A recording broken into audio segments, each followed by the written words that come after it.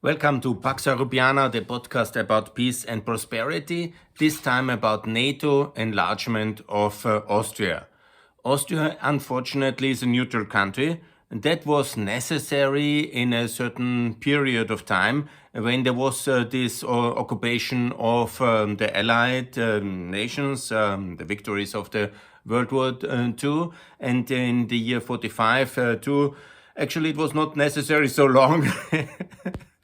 There's this famous movie, the 1st of April 2000, when Austrian movie makers, they have made a parody about the Allied occupation continuing until 2000 and still not resolved. It's a classical movie. You have to watch it. It's really very amazing. No, it took only until 55, but it was 10 long years. And then the Stalin dream of having a neutral belt from Sweden to Yugoslavia to Greece, that was his whole idea. And that was his project. It, of course, faded away with his death. And then there was this opening for Austria to become a neutral and independent. That was, of course, a certain opportunity, and it was okay for Austria to do it because Austria didn't matter so much. But even at that time, the Austrian politicians knew that Germany cannot do it, and it was a huge point of anti-solidarity for the Germans. But on the other hand, there was also a reason to do it because it encouraged then the Hungarians for the revolution.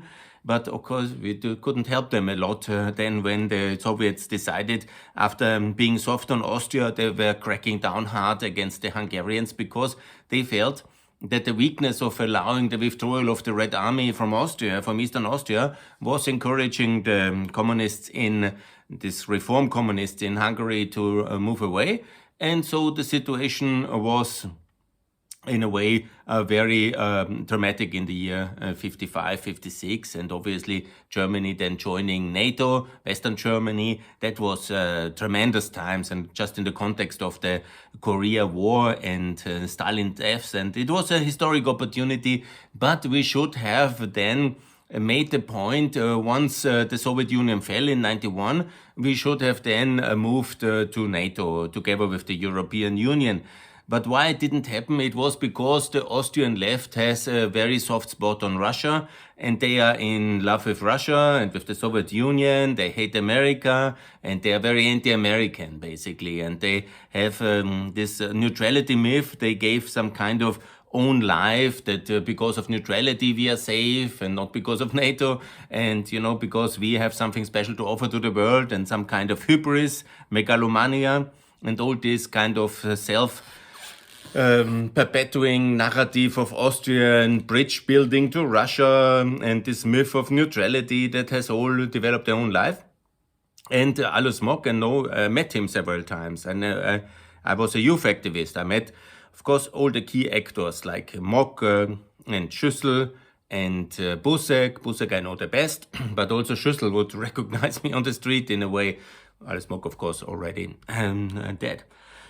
God bless his soul. He was one of the greatest Austrians after the Second World War, and he was a hero. And I always say it like this.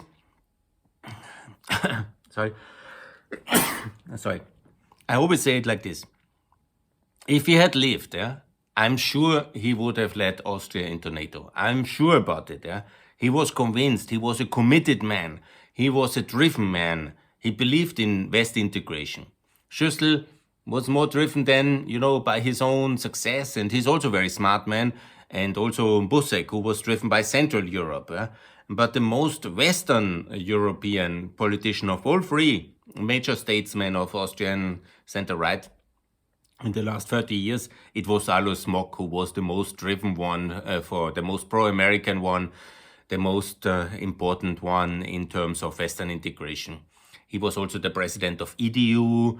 He was really very committed in all these aspects. So what I want to say here now is important that we, of course, we had then these problems with the coalition with Haidar and the nationalists in 2000. Then 2006, the left-wing coalitions, and then again a big coalition. And, all this mess we have The Austrian nationalists, they are historically a group coming out of the Nazi voter reservoir, not the Nazi party, obviously. That would have been forbidden, and also they were not. But these are Austrian nationalists. They are anti-NATO for that. And the Social Democrats are anti-NATO because they have this love with the Soviet Union and, this kind of left-wing narrative. And the Christian Democrats, they had all these also problematic historical packages of the interwar years and also of the time before, this clerical kind of alternative to European fascism, which was in Portugal, Spain, and it was also this Austro-fascism, what it's called. And, then gradually they have developed, depending on the personalities. But still, that's my hope that this party, the People's Party, together with the liberals and with the reformed Social Democrats, build a pro-NATO coalition. And today, in 2022, we have the state president's election in September, and I want to have this NATO topic being in the main of the Austrian election issues. And that's very important, because now they discuss in Finland, in Sweden, and I don't know if they discuss in Malta and Cyprus. Cyprus anyhow wanted to join NATO, and they would do it, but it's of course connected with the unification of the island and the Turkish veto, so that's more problematic. Ireland is probably the most neutral anti-American country, anti-British country in a sense, which was very bizarre. And I'm sorry for the Irish. But in Austria, I made it my task to work on that and to work for the NATO membership. And I hope now in this current crisis that Austria will be a more solidarity-oriented country, also with the NATO members who are also EU members, which, by the way, are almost every of them. And so I'm calling for Austria to join NATO. When it comes to why, there's many reasons, but obviously that we should integrate EU and NATO in defense structures. We have now, as one of the Austrian generals, one of the leading ones, Mr. Brigger, he is also the coordinator of the EU command structure for the military coordination. So, we are also the biggest troop providers in the NATO missions in Bosnia and Kosovo. So, Austria is not so... we have also allowed a NATO liaison office now under Kurz in Vienna. So there is hope. There is some decency in that understanding. Because Austria was never a neutral country in the history. I mean, it was this core of a big power of the Habsburg dynasty until 1918. And it was not neutral in the interwar years. Obviously, it was then part of Germany after the Anschluss. And it was never neutral until Stalin invented this neutrality as a kind of anti-American tool. And in a way, he succeeded because the ideas have then transmitted and stayed in the heads of many generations of Austrian politicians and then of the Austrian population. And it's very complicated to break such a very strong, deeply rooted narrative, which is going in simple terms like this. Because of neutrality, we are at peace and we are united, and the NATO is the warmonger, and the Soviets were not so bad, and we are in between, and we are the bridge. And we are the island of the blessed ones in the middle, and because of our neutrality, there was peace in Europe. More or less, this is the narrative. And obviously, it's a big BS because the peace was kept by nuclear power and nuclear-armed United States, and by NATO secured, basically NATO, American Europe organized in NATO. And we were part of that in everything but the name, because ultimately we were a Western country.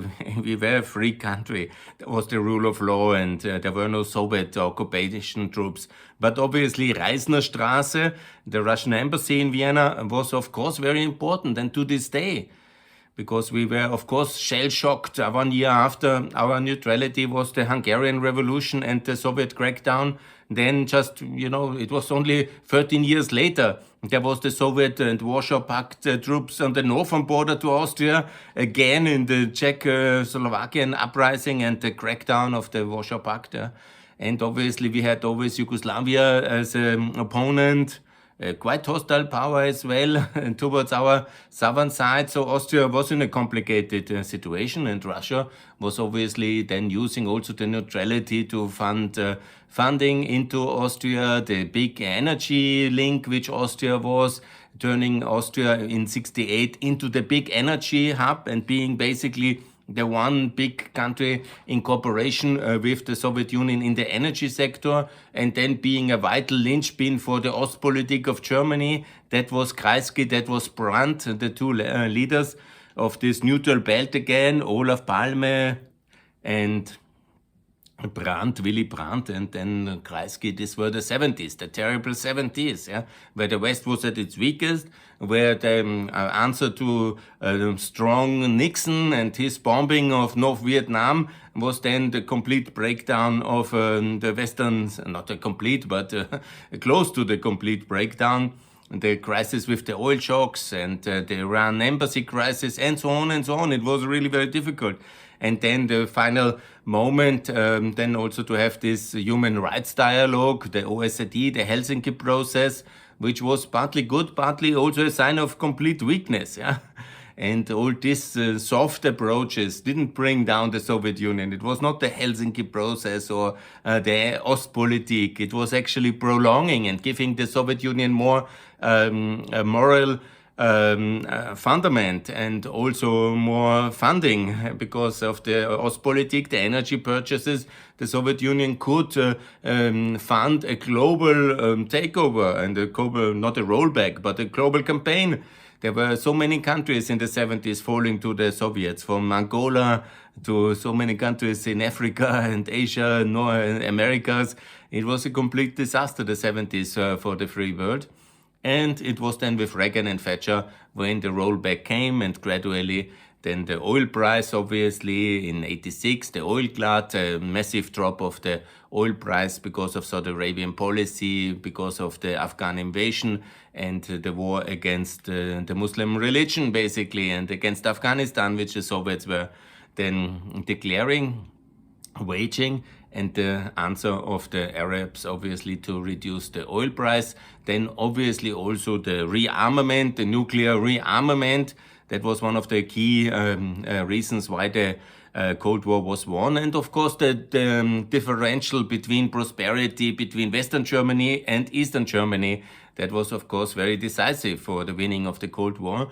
And that's also my analogy, which I also recommend here now. More countries into NATO, then also to have the same differential between the Ukraine, 93%, not Western Ukraine in that sense, but free Ukraine, to be in NATO and in the EU and the Euro, like Western Germany. Then also we do this oil glut again, the reduction of energy prices, and the energy transition, it's now called. That means basically we go away from carbon, Russian nuclear, so we defund Russia in that sense, and we also have to nuclear rearm in case it's necessary. That's absolutely decisive, and that's what we should do. And then also overcome all our internal historic divisions, which we have so many in Europe. We have too many because some countries are not recognizing Kosovo, the others are not in OECD, the next one is not in NATO, then some are not in the EU, and so it's all so complicated. And we are such a complicated, divided continent, some because of a bit of racism towards the Eastern Europeans, some because we are divided on the issue of Kosovo, or on the issue of Ukraine, or we are divided on the issue of the Euro, and so on and so on and so on. And so that's why we are so easy prey. We are also divided on the energy issue. Some like nuclear, some like no nuclear. And then we think that nuclear is the enemy or coal is the enemy and not Russia is the enemy. While logically Russia is the enemy with tanks in Ukraine. And then we discuss what kind of energy we need, where can we get it from, what is good for the environment, how can every country organize its energy independence from Russia, and how can we work together European-wide in order to be less in a position of blackmail from Russia. And that should be the logical way to do these things.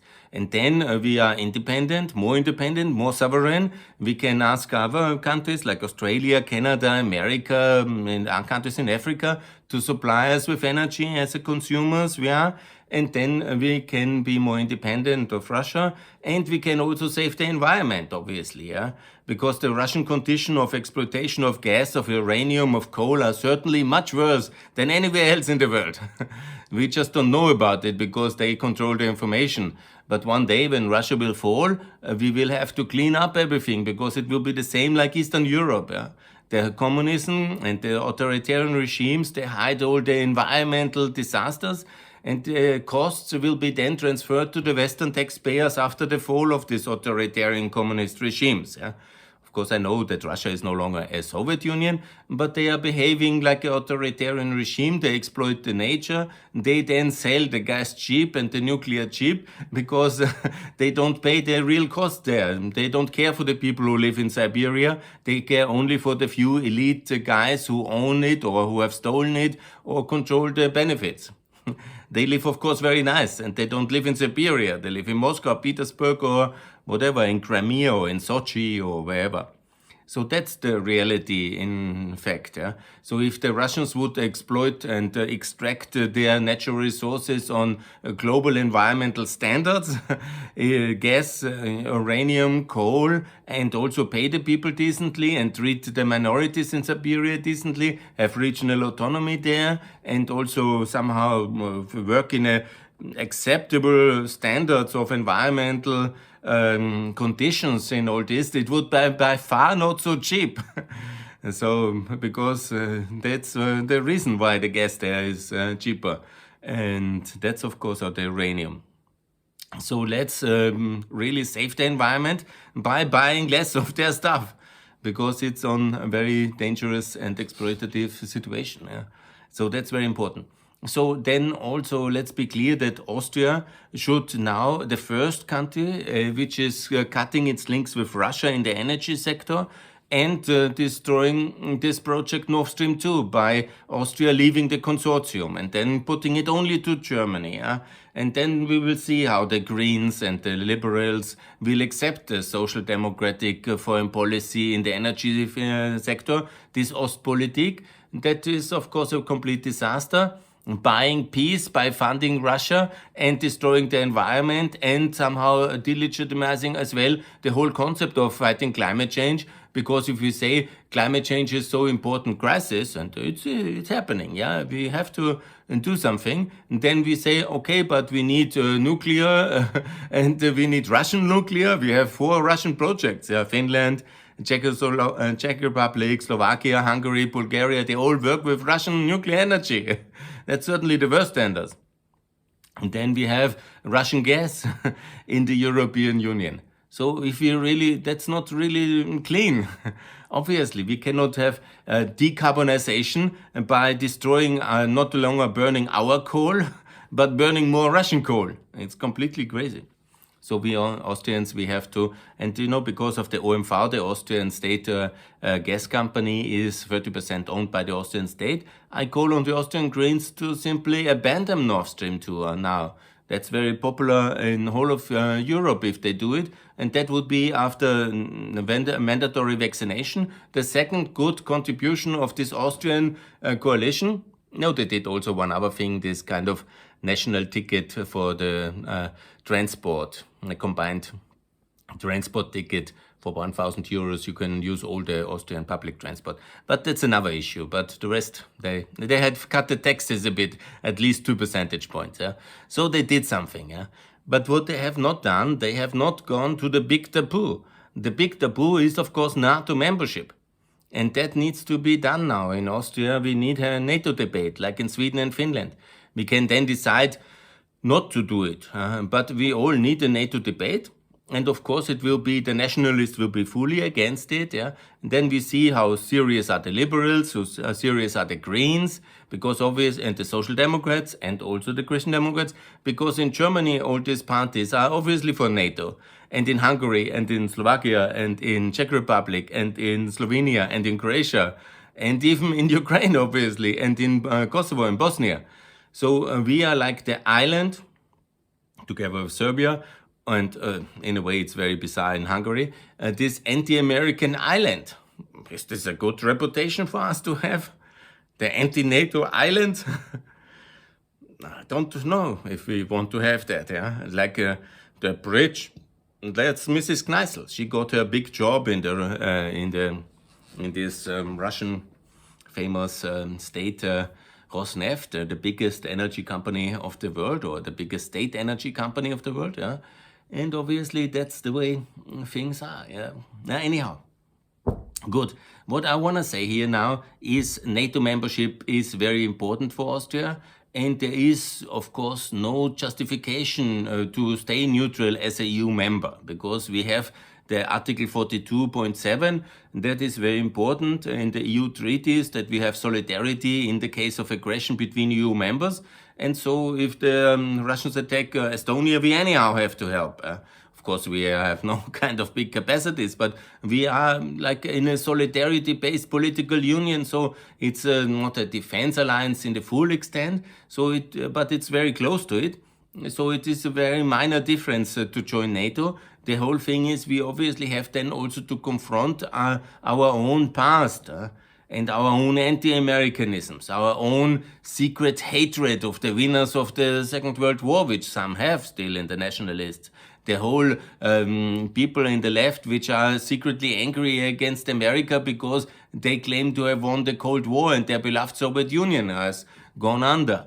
That's, of course, there is a lot of ballast in Austrian political elite, and I discussed with many of them, and I know most of them. And, the thing is, there is a lot of ideological ballast, a sad one. And this needs to be confronted, needs to be debated. Yeah? And, when you say something like, I'm for NATO in Austria, then the people are shivering, like I would be an Iraq invasionist or something. I'm personally for the liberation of Iraq, actually. Yes, I was very much in favor of it because Saddam Hussein was a terrible socialist dictator and the world is better off without him. But of course, many things went wrong afterwards. But it was not a NATO invasion or something like this. And I'm very much against genocide. And that's why I was very much in favor of the NATO intervention against genocide in Bosnia and against genocide in Kosovo. And that was, of course, because we have many links with Serbia. There is now a big population of Serbs in Vienna, and there's a lot of historic revisionism.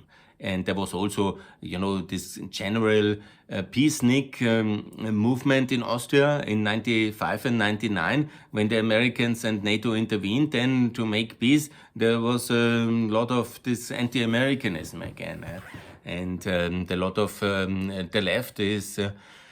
with this Handke, they are very much on the side of Milosevic because of this solidarity, because Yugoslavia is such a beautiful kind of mixed system. And that's what many of the Austrian left always dreamt, to overcome capitalism, get the ownership of some of the assets for the working class and all these things. They hardly knew Yugoslavian reality, and many of them were obviously very badly informed, and they had some illusionary ideas. They didn't know the genocidal reality, the contract killing of the state in Western Germany and in Austria. They ignored all these sides, and they sounds good, self-management of the industrial representative in the boards. That's really good.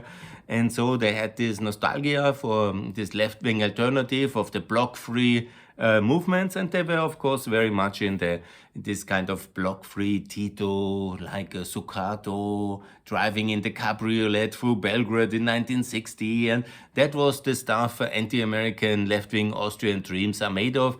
And so there was this long-standing kind of support for Serbia and for the nationalistic Serbians. Whatever they did then, that sounds very good because of these aspects. And that's very sad. So we have a lot to confront here. We have a lot to cope with because we all think that Vergangenheitsbewältigung, this coping with the past, it's very much focused only on World War II. But no, we should also confront our crimes in World War I, yes? Also the question about who started World War I and all these things, the war crimes in World War I and the whole myths of during the Cold War, all these things have to come out. We in a nation can only heal by clarity about its past and confronting the myths and fake narratives which for ideological reasons have been prevailing in the last 100 years in Austria. And the NATO debate should be the way to lead it and to get through it and then to be a better Austria, this European Austria I personally always dream of, and I've dreamt in 95 when we joined and ever worked on it, this open Austria, which is open. It's not a defense organization of the German speakers here in the east of the German inhabitant area who are like defending ourselves from the Hungarians and Slavs. No, no, no. This is wrong. It should be an open, a strong, self-confident, multi-ethnic Austria, a European country, proud of its tradition and also able to talk about its tragic past in order to be ready for a strong future in openness, in prosperity, in freedom, based on the rule of law and European values, allied with America and ready to also include other countries like Ukraine and the Balkans, ready to discuss and address our colonial past in the Balkans as well, which is also important, and have dialogue, overcome, discuss it openly, what was wrong, what was good, what was a contribution, what was a crime, and all on this then to overcome it and to be ready to live together in a European Union of 37 countries and a NATO of 42 countries and contain all threats there may be, the present Russian one, which I think is the main one, but also if China goes wild, we must be united. Also Iran. These are not our friends. These are competitors, potentially hostile, some really hostile like Russia, and also a threat for peace like Iran. And also Cuba, Nicaragua, all these places, obviously, and some others. I made the list already in some of my videos.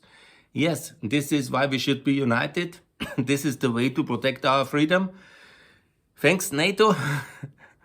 And let's join. Let's make the move. Let's make the debate at least. You know, I understand it's complicated, but it would be extremely helpful to have the debate for Kosovo membership in NATO, Bosnia membership in NATO, and ultimately Serbia membership in NATO. That will be taking longer, but it would help already with Bosnia, with Kosovo, with Ukraine, with Georgia. And also, you know, if we are the first one, it will maybe have an impact in Sweden, Finland, Malta, Ireland, Cyprus. And then we will be more united and we will be stronger by more unity and we will be more successful. We will also be richer. It has a very good advantage. We can also then overcome our anti-Americanism, have a free trade agreement like we have with 70 nations. With communist Vietnam, we have one since last year, very good, by the way. And then we can also have it with the United States of America, and that will be a major breakthrough in prosperity for the whole world. And I think that's what public policy and good governance should be about. And I pray for that. So, thanks a lot for listening. I don't make videos more than half an hour, but I'm thankful that you listen, and thanks for watching. More to come from Pax Europiana. I'm now working on my blog, WordPress. This is my WordPress week. I will learn that one as well. Last year I learned podcasting and video podcasting, and now I will go through my blog, and also I will be on my Twitter feed anyhow, my new blog, which I'm now developing in 2022. Wish me good luck. More to come from Pax Europiana. Austria, please join NATO. Best regards. Looking forward. Thanks a lot. Bye.